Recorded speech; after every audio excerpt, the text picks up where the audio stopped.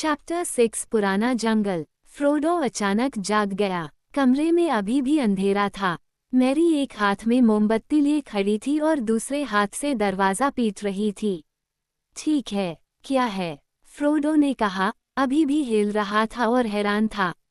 क्या हुआ? मैरी चिल्लाई, उठने का समय हो गया है। 4:30 बज रहे हैं और बहुत कोहरा है। चलो, सैम पहले से ही नाश्ता तैयार कर रहा है। पिप्पिन भी उठ गया है। मैं बस टैटूओं पर काठी लगाने जा रही हूँ और सामान ढोने वाले को लाने जा रही हूँ। उस आलसी फैटी को जगाओ। कम से कम वह तो उठेगा और हमें विदा करेगा।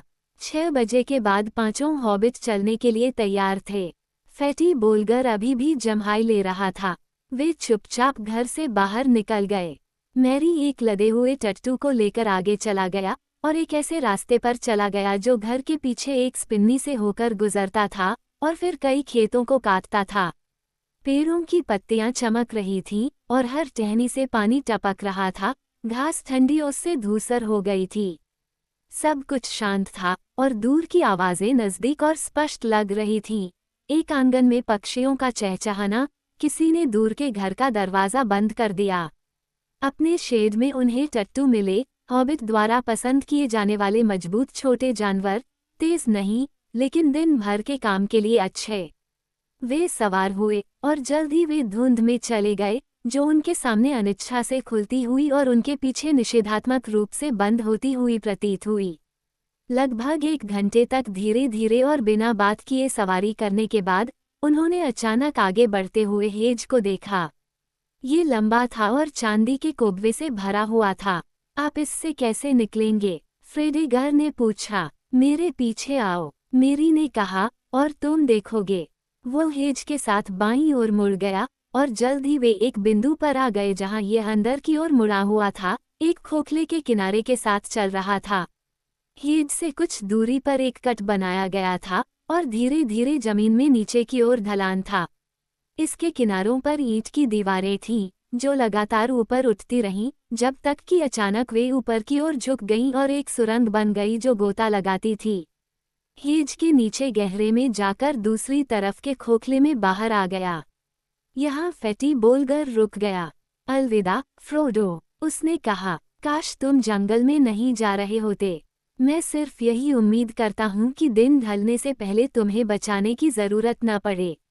लेकिन तुम्हें शुभकामनाएं आज और हर दिन। फ्रोडो ने कहा, अगर आगे पुराने जंगल से भी बदतर कुछ नहीं है, तो मैं भाग्यशाली रहूंगा। गैंडाल्फ से कहो कि वो पूर्वी सड़क पर जल्दी चले, हम जल्दी चलेंगे। हम जल्दी ही वापस उस पर सवार हो जाएंगे और जितनी तेजी से जा सकते हैं, जाएंगे। अलविदा, वे चिल्लाए और ढलान से नीचे उतरकर फ्रेडेगर की नज़रों से ओझल होकर सुरंग में चले गए। यह अंधेरा और नम था। दूर के छोर पर ये लोहे की मोटी सलाखों से बने एक गेट से बंद था। मैरी नीचे उतरी और गेट का ताला खोला और जब वे सब निकल गए तो उसने उसे फिर से धक्का दिया। यह एक धमाके के साथ बंद हुआ और ताला खटखटाया। यह आवाज़ अशुभ थी। वहाँ, मैरी ने कहा, आप शायर को छोड़ चुके हैं और अब बाहर हैं और पुराने जंगल के किनारे पर हैं। क्या इसके बारे में कहानियां सच हैं? पिप्पिन ने पूछा। मुझे नहीं पता कि तुम किन कहानियों की बात कर रहे हो, मैरी ने जवाब दिया। अगर तुम्हारा मतलब फैटी की नर्सों द्वारा बताई जाने वाली भूत प्रेतों और भेड़ियों और उस तरह की चीज़ों की पुरानी कहानियों से है, तो मुझे कहना चाहिए कि नहीं। किसी भी हालत में मैं उन पर विश्वास नहीं करता। लेकिन जंगल अजीब है। यहाँ की हर चीज़ बहुत ज़्यादा जीवंत है। जो कुछ भी हो रहा है, उसके बारे में ज़्यादा जागरूक है, ऐसा कहा जा सकता है, शायर की चीज़ों की तुलना में। और पेड़ों को अजनबी पसंद नहीं है। वे आपको देखते रहते हैं। वे आमतौर पर आपको सिर्फ दिन के उजाले तक देखते रहते हैं और ज़्यादा कुछ नहीं करते।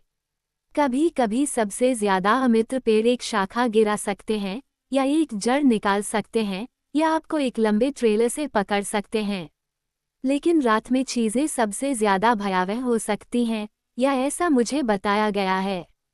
मैं यहाँ सिर्फ 1 या 2 बार अंधेरे के बाद आया हूँ, और तब भी सिर्फ झाड़ियों के पास। मुझे लगा कि सभी पेड़ एक दूसरे से कानाफूसी कर रहे हैं, एक अस्पष्ट भाषा में समाचार और कथानक बता रहे हैं, और शाखाएं बिना किसी हवा के हिलती डुलती और टटोलती रहती थीं। वे कहते हैं कि पेड़ वास्तव में हिलते हैं और अजनबियों को घेर सकते हैं और उन्हें घेर सकते हैं। वास्तव में बहुत पहले उन्होंने हेज पर हमला किया था। वे आए और उसके ठीक बगल में खुद को लगा लिया और उस पर झुक गए। लेकिन हॉबिट आए और सैकड़ों पेड़ों को काट दिया और जंगल में एक बड़ी आग जलाई और हेज के पूर्व में एक लंबी पट्टी में सारी जमीन जला दी। उसके बाद पेड़ों ने हमला करना छोड़ दिया, लेकिन वे बहुत ही अमित्र हो गए। अभी भी अंदर बहुत दूर एक विस्तृत खाली जगह है जहां आग जलाई गई थी। क्या केवल पेड़ ही खतरनाक होते हैं? पिप्पिन ने पूछा। जंगल में और दूर किनारे पर कई अजीबोगरीब चीजें रहती हैं, मेरी ने कहा, या कम से कम मैंने ऐसा सुना है, लेकिन मैंने उनमें से किसी को कभी नहीं देखा। लेकिन कुछ चीजें रास्ते बनाती हैं।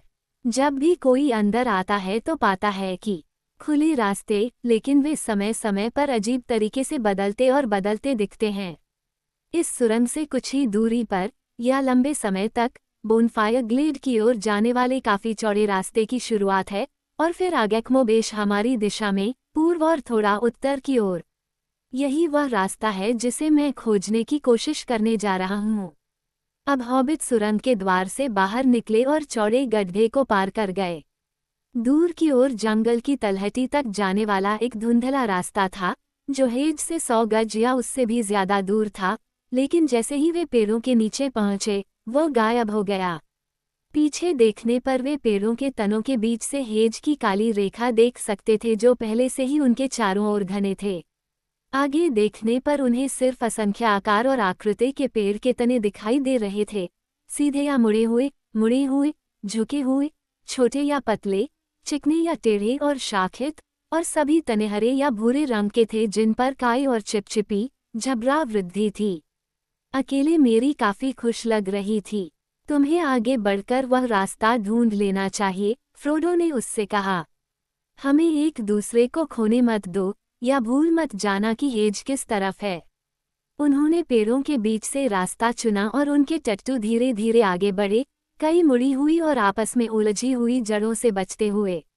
वहां कोई झाड़ियां नहीं थीं।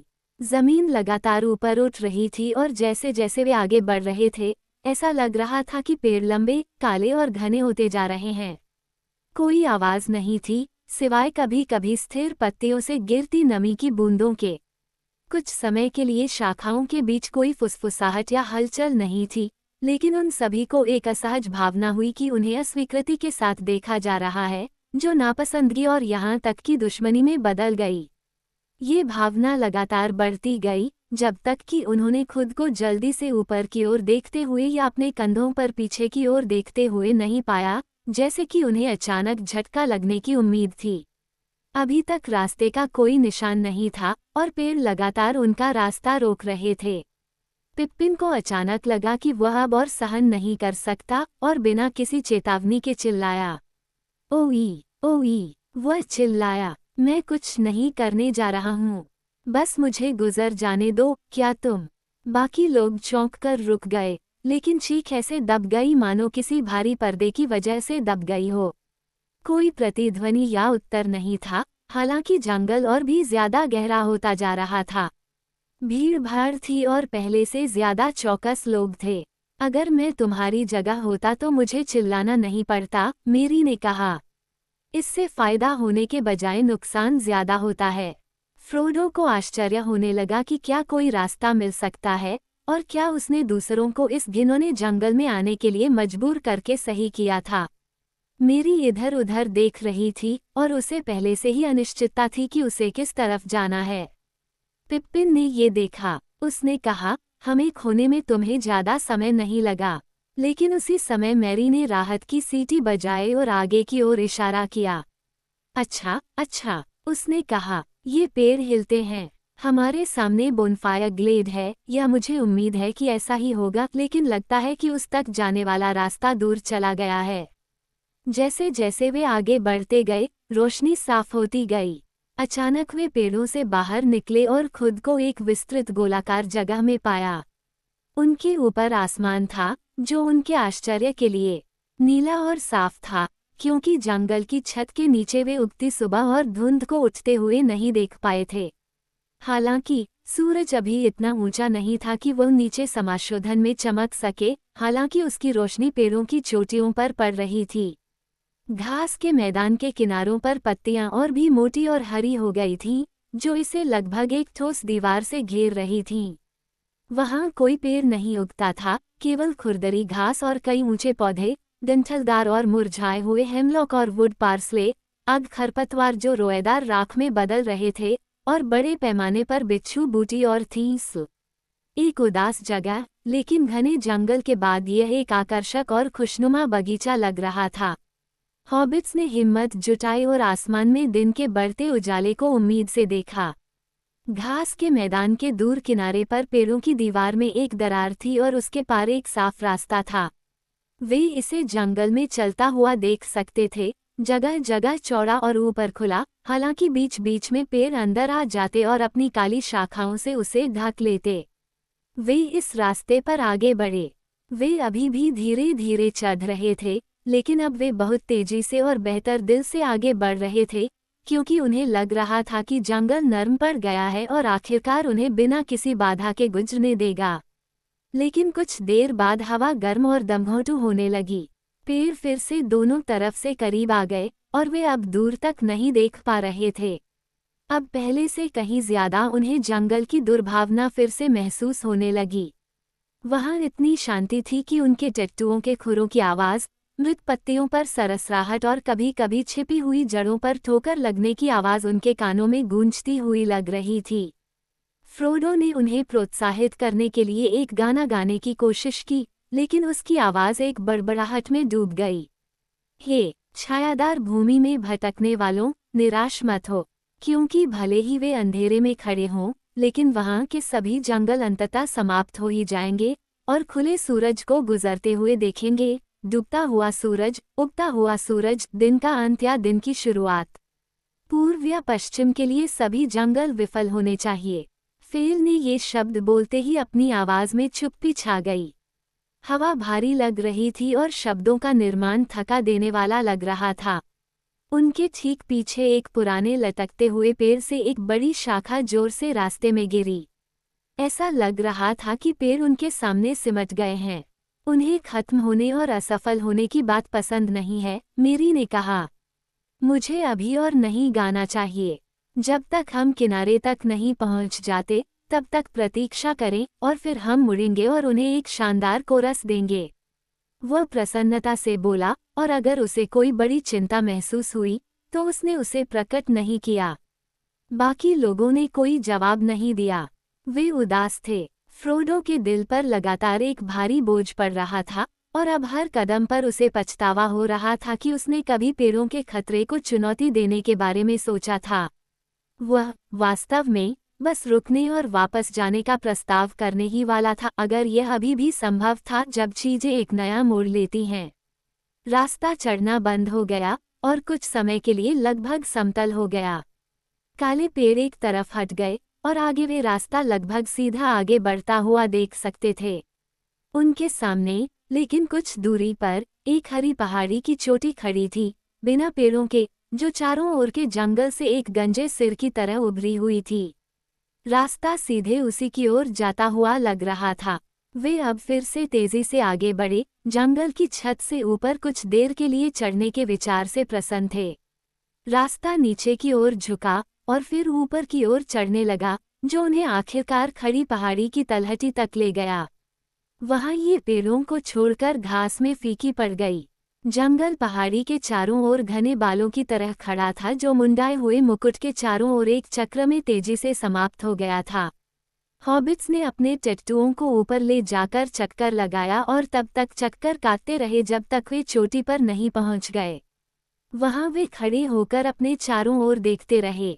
हवा चमक रही थी और सूरज की रोशनी से जगमगा रही थी, लेकिन धुंधली थी और वे बहुत दूर तक नहीं देख पा रहे थे।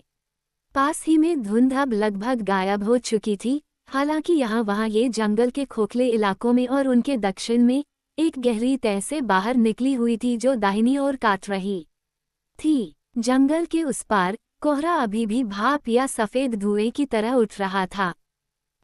मैरी ने अपने हाथ से इशारा करते हुए कहा, यही रेखा है विथी विंडल, ये डाउन्स से नीचे आती है और दक्षिण पश्चिम में बहती है, जंगल के बीच से हेसेंट के नीचे ब्रांडीवाइन में शामिल होने के लिए।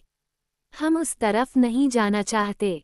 विथिविंडर घाटी को पूरे जंगल का सबसे अजीब हिस्सा कहा जाता है, वह केंद्र जहां से सारी विचित्रता आती है, मानो।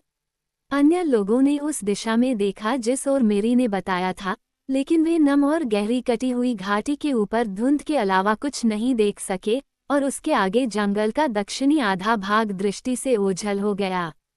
पहाड़ी की चोटी पर सूरज अब गर्म हो रहा था। करीब 11 बजे होंगे, लेकिन शरद ऋतु की धुंध ने उन्हें अभी भी दूसरी दिशाओं में ज्यादा कुछ देखने से रोक रखा था।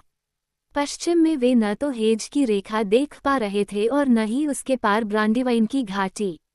उत्तर की ओर, जहां वे सबसे अधिक आशा से देख रहे थे, उन्हें कुछ भी दिखाई नहीं दे रहा था जो महान पूर्वी सड़क की रेखा हो जिसके लिए वे जा रहे थे। वे पेड़ों के समुद्र में एक द्वीप पर थे और क्षितिज पर पर्दा पड़ा हुआ था। दक्षिण पूर्वी दिशा में जमीन बहुत खड़ी थी, मानो पहाड़ी की ढलानें पेड़ों के नीचे बहुत दूर तक फैली हुई हों, जैसे कि द्वीप तट जो वास्तव में गहरे पानी से उभरे पहाड़ के किनारे हों। वे हरे किनारे पर बैठे और अपने नीचे के जंगल को देखते हुए अपना दोपहर का भोजन कर रहे थे। जैसे जैसे सूरज उगता गया और दोपहर बीतती गई, उन्होंने दूर पूर्व में डाउन्स की ग्रे ग्रीन रेखाएं देखी जो उस तरफ पुराने जंगल से परे थीं। इससे उन्हें बहुत खुशी हुई, क्योंकि जंगल की सीमाओं से परे कुछ भी देखना अच्छा था। हालांकि वे उस तरफ जाने का इरादा नहीं रखते थे। अगर वे ऐसा कर सकते थे, हॉबिट लीजेंड में बैरो डाउन्स की उतनी ही भयावह प्रतिष्ठा थी जितनी की जंगल की। आखिरकार उन्होंने फिर से आगे बढ़ने का मन बना लिया। जिस रास्ते से वे पहाड़ी पर आए थे वह उत्तर की ओर फिर से दिखाई दिया, लेकिन वे उस पर बहुत दूर तक नहीं गए थे कि उन्हें पता चल गया कि वह लगातार दाईं ओर मुड़ रहा था। जल्द ही वह तेजी से नीचे उतरने लगा और उन्होंने अनुमान लगाया कि वह वास्तव में विथिविंडर घाटी की ओर जा रहा होगा। वह दिशा बिल्कुल भी नहीं थी जिस पर वे जाना चाहते थे। कुछ चर्चा के बाद उन्होंने इस भ्रामक रास्ते को छोड़ने और उत्तर की ओर बढ़ने का फैसला किया। हालांकि वे इसे पहाड़ी की चोटी से नहीं देख पाए थे, लेकिन सड़क उसी तरफ होनी चाहिए और यह बहुत दूर नहीं हो सकती थी। इसके अलावा उत्तर की ओर और रास्ते के बाईं ओर जमीन सूखी और ज्यादा खुली हुई लग रही थी, ढलानों पर चढ़ते हुए जहां पेड़ कम थे और देवदार ने ओक और ऐश और घने जंगल के अन्य अजीब और अनाम पेड़ों की जगह ले ली थी। पहले तो उनका चुनाव सही लगा, वे ठीक ठाक गति से आगे बढ़ रहे थे। हालांकि जब भी उन्हें खुले मैदान में सूरज की एक झलक मिलती थी तो वे बेवजह पूर्व की ओर मुड़ जाते थे। लेकिन कुछ समय बाद पेड़ फिर से करीब आने लगे, ठीक उसी जगह जहां वे दूर से पतले और कम उलझे हुए दिखाई दे रहे थे। फिर जमीन में गहरी तहें खोजी गई, अप्रत्याशित रूप से विशालकाय पहियों या चौड़ी खाइयों और धंसी हुई सड़कों की तरह जो लंबे समय से बंद और कंटीली झाड़ियों से भरी हुई हैं। ये आमतौर पर उनके मार्च की रेखा के ठीक सामने होते थे और उन्हें केवल नीचे उतरकर और फिर से बाहर निकलकर ही पार किया जा सकता था, जो उनके टिट्टुओं के साथ परेशानी और मुश्किल था। हर बार जब वे नीचे उतरते थे तो वे घने झाड़ियों और उलझे हुए अंडरग्राउंड से भरे हुए गड्ढे को पाते थे, जो किसी तरह बाईं ओर नहीं झुकते थे, लेकिन केवल तभी रास्ता देते थे जब वे दाईं ओर मुड़ते थे और उन्हें आगे के किनारे पर जाने का रास्ता खोजने से पहले नीचे की ओर कुछ दूर जाना पड़ता था। हर बार जब वे बाहर निकलते थे तो पेड़ गहरे और काले लगते थे और हमेशा बाईं ओर और ऊपर की ओर रास्ता खोजना सबसे मुश्किल होता था और उन्हें दाईं ओर और नीचे की ओर जाने के लिए मजबूर होना पड़ता था। 1 या 2 घंटे के बाद वे दिशा का सारा स्पष्ट बोध खो चुके थे। हालांकि वे अच्छी तरह जानते थे कि वे बहुत पहले ही उत्तर की ओर जाना बंद कर चुके थे। उन्हें आगे बढ़ाया जा रहा था और वे बस उनके लिए चुने गए मार्ग पर चल रहे थे, पूर्व और दक्षिण की ओर, जंगल के बीचों बीच, जंगल से बाहर नहीं। दोपहर ढल रही थी जब वे एक ऐसी तह में पहुंचे जो अब तक मिली किसी भी तह से अधिक चौड़ी और गहरी थी। यह इतनी अधिक नींद और लटकी हुई थी कि अपने टिट्टुओं और सामान को पीछे छोड़े बिना आगे या पीछे फिर से उसमें से बाहर निकलना असंभव साबित हुआ। वे बस तह के साथ साथ नीचे की ओर जा सकते थे। जमीन नरम हो गई और कुछ जगहों पर दलदली, किनारों पर झरने दिखाई देने लगे और जल्द ही उन्होंने खुद को एक नाले के साथ पाया जो खरपतवार से भरे बिस्तर से टपकता और बड़बड़ाता था। फिर जमीन तेजी से नीचे गिरने लगी और नाला तेज और शोरगुल वाला होता गया, बहने लगा और तेजी से नीचे की ओर उछलने लगा। वे एक गहरी धुंधली सी खाई में थे जिसके ऊपर ऊंचे पेड़ों की कतारें लगी हुई थीं। नदी के किनारे कुछ दूर तक लड़खड़ाते हुए चलने के बाद वे एकदम अचानक अंधेरे से बाहर आ गए। मानो किसी द्वार से होकर उन्होंने अपने सामने सूरज की रोशनी देखी। दरवाजे पर पहुंचकर उन्होंने पाया कि वे एक ऊंची चट्टान के बीच से नीचे उतर आए हैं, जो लगभग एक चट्टान थी। उसके पैरों के नीचे घास और नरकटों की एक विस्तृत जगह थी, और दूर से एक और किनारा दिखाई दे रहा था जो लगभग उतना ही ढलानदार था। बीच की छिपी हुई जमीन पर देर से खिली धूप की एक सुनहरी दोपहर गर्म और नींद भरी हुई थी। उसके बीच में भूरे पानी की एक गहरी नदी सुस्ती से बह रही थी, जिसके किनारे पुराने विलो के पेड़ थे, विलो के पेड़ों से घिरे हुए थे, गिरे हुए विलो के पेड़ों से भरे हुए थे और हजारों मुरझाए हुए विलो के पत्तों से भरे हुए थे। हवा उनसे भरी हुई थी, शाखाओं से पीले रंग की फड़फड़ाहट हो रही थी, क्योंकि घाटी में एक गर्म और कोमल हवा धीरे धीरे बह रही थी और नरकट सरसराहट कर रहे थे और विलो की शाखाएं चरमरा रही थीं। खैर, अब मुझे कम से कम कुछ अंदाजा तो है कि हम कहाँ हैं, मैरी ने कहा। हम लगभग उस दिशा में आ गए हैं जिस दिशा में हम जाना चाहते थे। यह विथिविंडल नदी है। मैं आगे जाकर खोज करूंगा। वह धूप में चला गया और लंबी घासों में गायब हो गया। थोड़ी देर बाद वह फिर से दिखाई दिया और बताया कि चट्टान के तल और नदी के बीच काफी ठोस जमीन थी। कुछ जगहों पर ठोस घास पानी के किनारे तक चली गई थी। और भी, उसने कहा, नदी के इस तरफ एक घुमावदार पगडंडी जैसी कोई चीज लगती है। अगर हम बाएं मुड़ें और उसका अनुसरण करें तो हम अंततः जंगल के पूर्वी हिस्से में आ जाएंगे। मैं हिम्मत करके कह सकता हूँ, पिप्पिन ने कहा। यानी, अगर रास्ता इतनी दूर तक जाता है और हमें दलदल में नहीं ले जाता और वहीं छोड़ देता है। आपको क्या लगता है, ये रास्ता किसने बनाया और क्यों?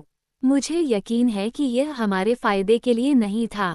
मुझे इस जंगल और इसमें मौजूद हर चीज पर बहुत संदेह हो रहा है और मैं इसके बारे में सभी कहानियों पर विश्वास करने लगा हूँ। और क्या आपको पता है कि हमें पूर्व की ओर कितनी दूर जाना चाहिए?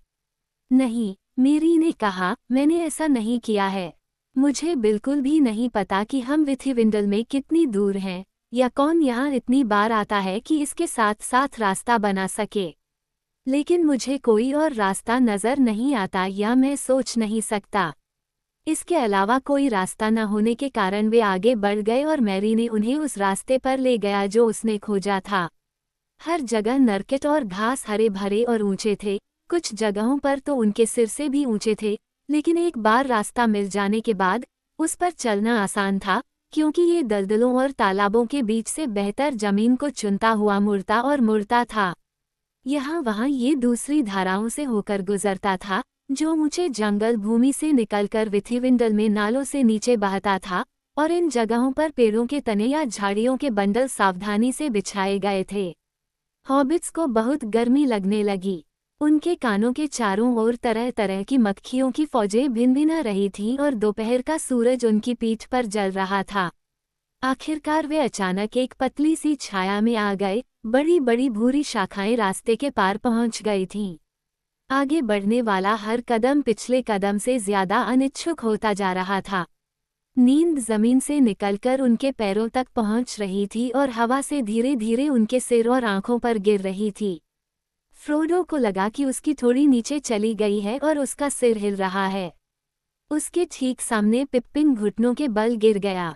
फ्रोडो रुक गया। यह अच्छा नहीं है, उसने मैरी को कहते सुना।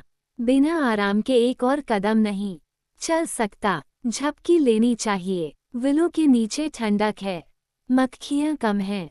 फ्रोडो को ये बात पसंद नहीं आई। चलो, वह चिल्लाया, हम अभी झपकी नहीं ले सकते। हमें पहले जंगल से बाहर निकलना होगा। लेकिन बाकी लोग इतने दूर चले गए थे कि उन्हें इसकी परवाह नहीं थी। उनके बगल में सैम जम्हाई लेता हुआ और बेवकूफ़ी से पलकें झपकाता हुआ खड़ा था। अचानक फ्रोडो को लगा कि नींद उस पर हावी हो गई है।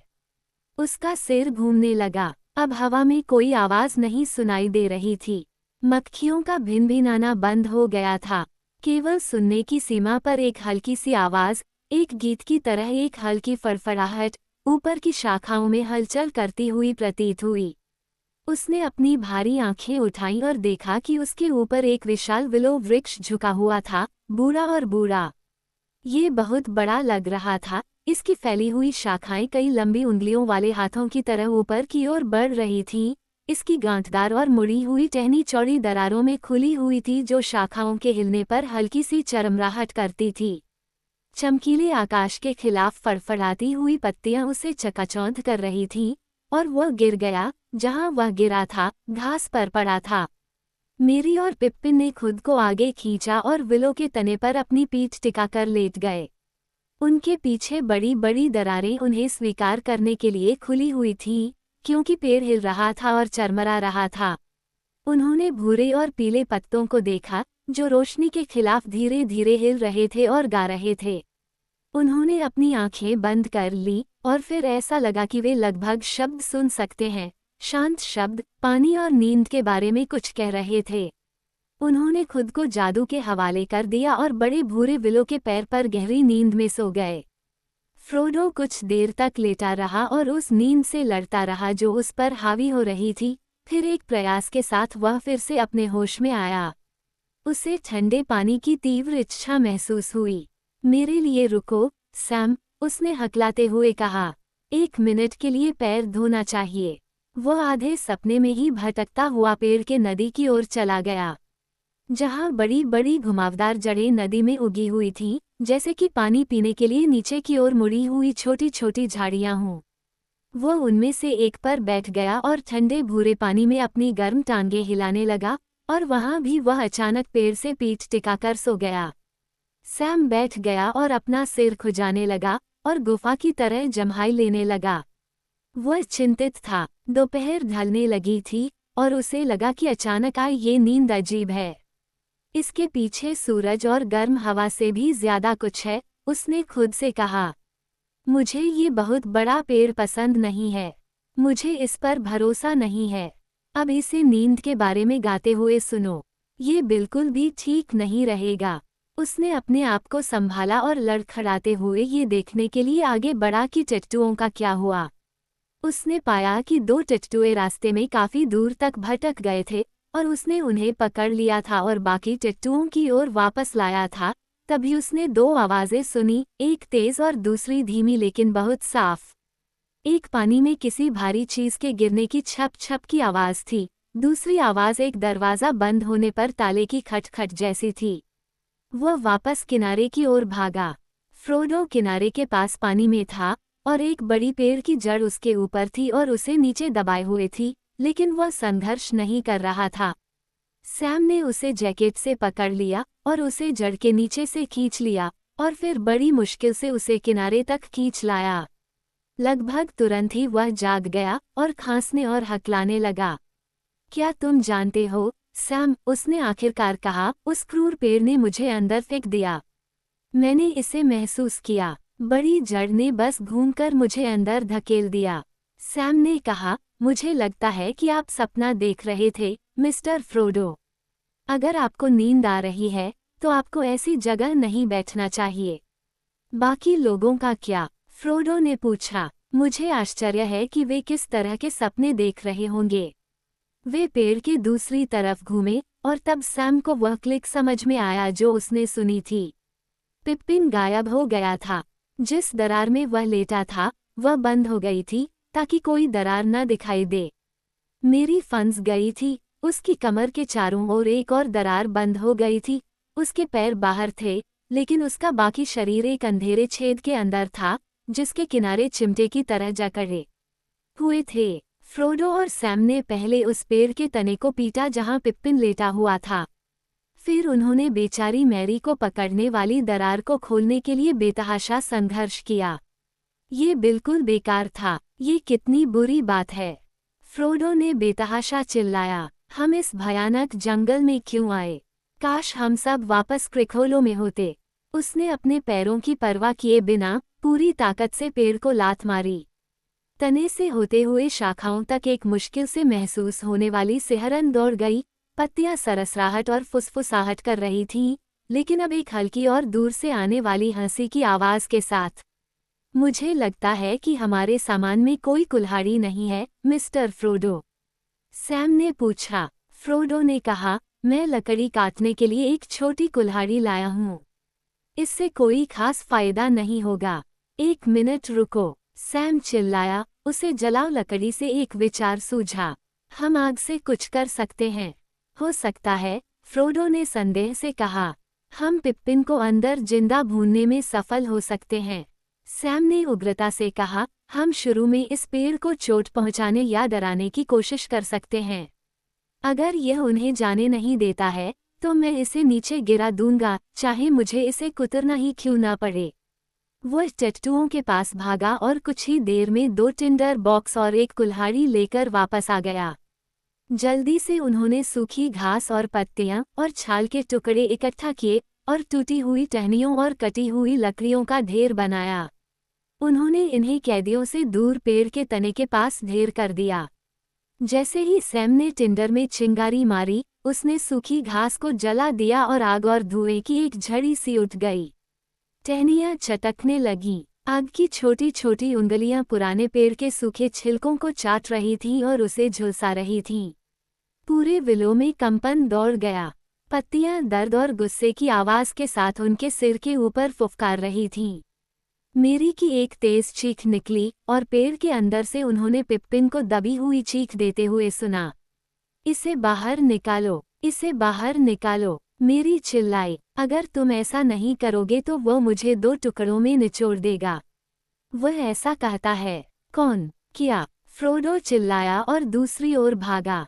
पेड़, इसे बुझा दो, इसे बुझा दो, मेरी ने विनती की। विलो की शाखाएं हिंसक रूप से हिलने लगीं। हवा की आवाज उठ रही थी और आसपास के सभी पेड़ों की शाखाओं तक फैल रही थी, जैसे कि उन्होंने नदी घाटी की शांत नींद में एक पत्थर फेंक दिया हो और क्रोध की लहरें पैदा कर दी हों जो पूरे जंगल में फैल गई हों। सैम ने छोटी सी आग पर लात मारी और चिंगारियों को बुझा दिया।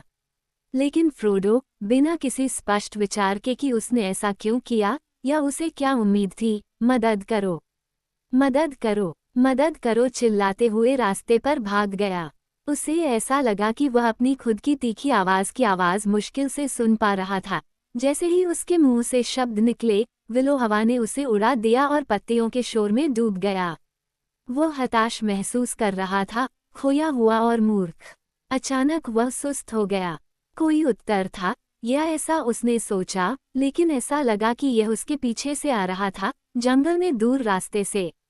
वह मुड़ा और सुनने लगा, और जल्द ही कोई संदेह नहीं रह गया। कोई गाना गा रहा था। एक गहरी प्रसन्न आवाज लापरवाही और खुशी से गा रही थी, लेकिन ये बकवास गा रही थी। ये डोल, मेरी डोल, रिंगे डोंग डिल्लो, एक डोंग बजाओ, साथ में कूदो, विलो पर गिरो, Tom Bom, jolly Tom, Tom Bombadillo. आधे आशावान और आधे किसी नए खतरे से भयभीत, फ्रोडो और सैम दोनों अब स्थिर खड़े थे। अचानक बकवास शब्दों की एक लंबी श्रृंखला से, या ऐसा ही प्रतीत हुआ, आवाज जोर से और स्पष्ट रूप से उठी और इस गीत में फूट पड़ी। अरे, आओ मेरी डॉट, डेरी डोल, मेरी प्यारी। प्रकाश, मौसम, हवा और पंखदार स्टालिंग चला जाता है। पहाड़ी के नीचे, सूरज की रोशनी में चमकते हुए, ठंडी तारों की रोशनी के लिए दरवाजे पर इंतजार कर रही है। मेरी सुंदर महिला वहाँ है। नदी औरत की बेटी, विलो वांड की तरह पतला, पानी से भी साफ। पुराने टॉम बोम्बाडल पानी लिली लाने। वो फिर से उछलता हुआ घर आता है। क्या आप उसे गाते हुए सुन सकते हैं? अरे, आओ मीरा डोल, मना करो डोल, और मेरी ओ, गोल्डबेरी, गोल्डबेरी, मीरा पीली बेरियो। बेचारे बूढ़े विलो मैन, तुम अपनी जड़ें छिपा लो। टॉम अब जल्दी में है। दिन के बाद शाम होगी। टॉम फिर से घर जा रहा है और जल लिली ला रहा है। अरे, आओ डेरी डोल, क्या तुम मुझे गाते हुए सुन सकते हो? फ्रोडो और सैम मंत्रमुग्ध होकर खड़े थे। हवा चल रही थी, पत्ते फिर से कड़ी शाखाओं पर चुपचाप लटके हुए थे। फिर से गाना शुरू हुआ और फिर अचानक रास्ते पर उछलते कूदते और नाचते हुए नरकटों के ऊपर एक पुरानी घिसी पिटी टोपी दिखाई दी, जिसके मुकुट पर एक लंबा नीला पंख लगा हुआ था। एक और छलांग के साथ एक आदमी दिखाई दिया, या ऐसा ही लगा। किसी भी हालत में वह एक हॉबिट के लिए बहुत बड़ा और भारी था, अगर वह बड़े लोगों में से एक के लिए काफी लंबा नहीं था। हालांकि वह एक के लिए पर्याप्त शोर करता था, अपने मोटे पैरों पर बड़े पीले जूते पहने हुए और घास और झाड़ियों के बीच से ऐसे भागता हुआ जैसे कोई गाय पानी पीने के लिए नीचे जा रही हो। उसके पास एक नीला कोट और लंबी भूरी दाढ़ी थी, उसकी आंखें नीली और चमकीली थीं, और उसका चेहरा पके हुए सेब की तरह लाल था, लेकिन हंसी की सैकड़ों झुर्रियों में सिकुड़ा हुआ था।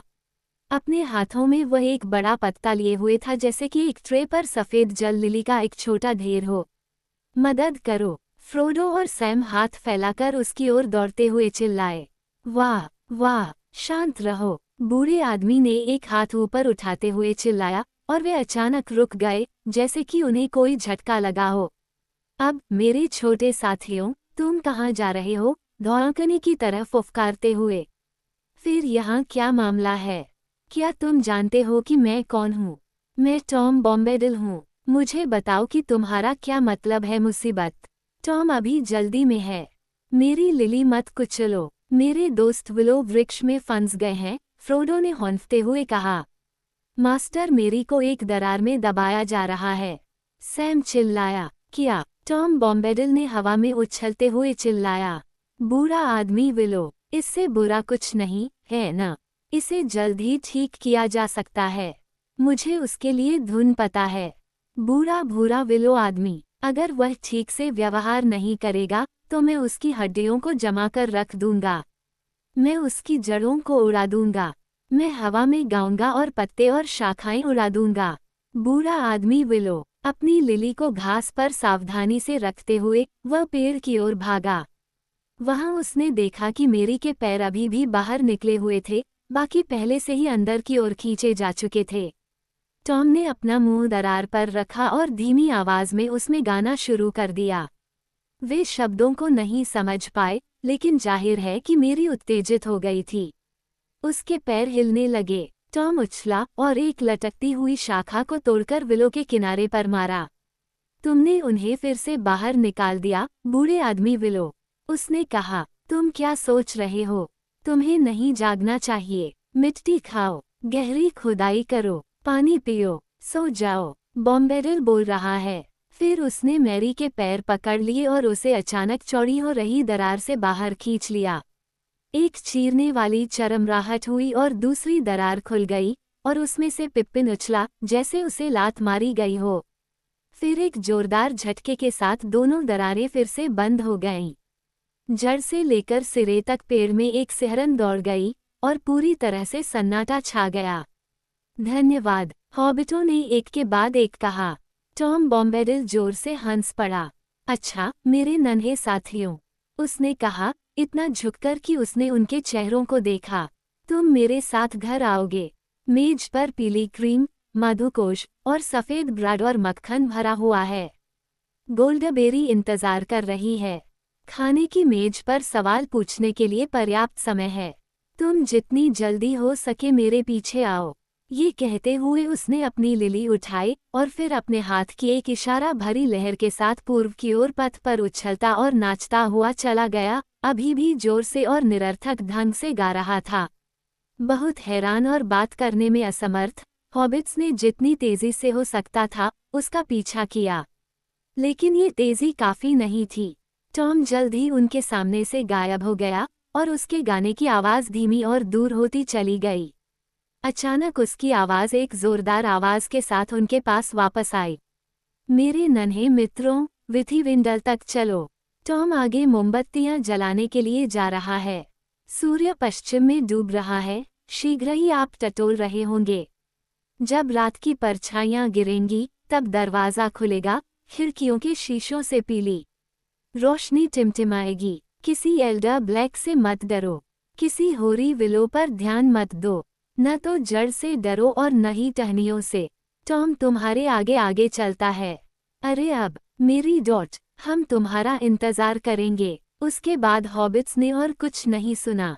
लगभग तुरंत ही सूरज उनके पीछे के पेड़ों में डूब गया। उन्होंने शाम की तिरछी रोशनी के बारे में सोचा जो ब्रांडीवाइन नदी पर चमक रही थी और बकलबरे की खिड़कियां सैकड़ों रोशनी से जगमगाने लगी थीं। उनके ऊपर बड़ी बड़ी छायाएं पड़ रही थीं, पेड़ों के तने और शाखाएं रास्ते पर अंधेरे और खतरनाक रूप से लटकी हुई थीं। सफ़ेद धुंध उठने लगी और नदी की सतह पर कल होने लगी और उसके किनारों पर पेड़ों की जड़ों के चारों ओर घूमने लगी। उनके पैरों के ठीक नीचे की जमीन से एक छायादार भाप उठी और तेजी से ढलती शाम के साथ मिल गई। रास्ते पर चलना मुश्किल हो गया था और वे बहुत थक चुके थे। उनके पैर शीशे से भरे हुए लग रहे थे। उनके दोनों ओर झाड़ियों और नरकटों के बीच अजीबोगरीब छिपी हुई आवाजें आ रही थीं, और अगर वे पीले आसमान की ओर देखते तो उन्हें अजीबोगरीब टेढ़े मेरे चेहरे दिखाई देते जो शाम के अंधेरे में अंधेरे की तरह दिखते थे और ऊंचे किनारे और जंगल के किनारों से उन्हें घूरते थे। उन्हें लगने लगा कि यह पूरा देश झूठा है और वे एक अशुभ सपने में ठोकर खा रहे हैं जो किसी जागृति की ओर नहीं ले जाता।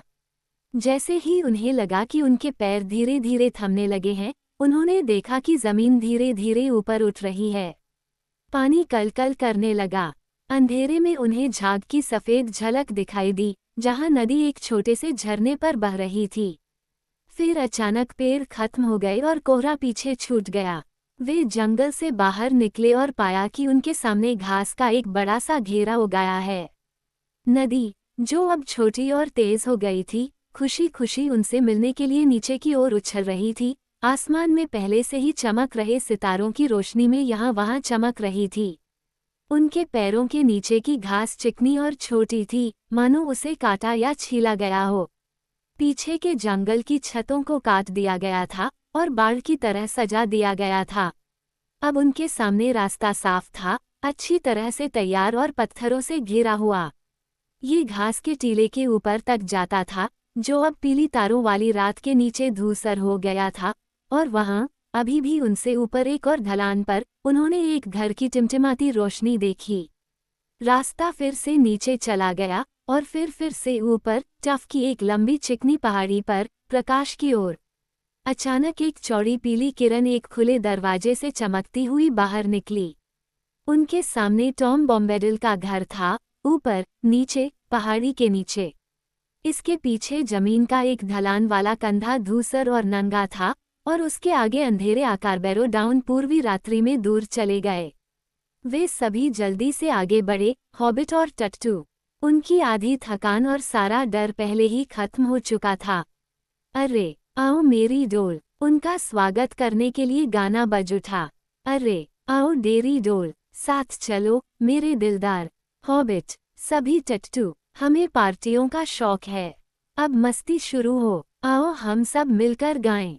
तभी एक और स्पष्ट आवाज, जो वसंत की तरह ही युवा और प्राचीन थी, पहाड़ियों में एक उज्ज्वल सुबह से रात में बहते हुए एक खुश पानी के गीत की तरह, उनसे मिलने के लिए चांदी की तरह गिरती हुई आई।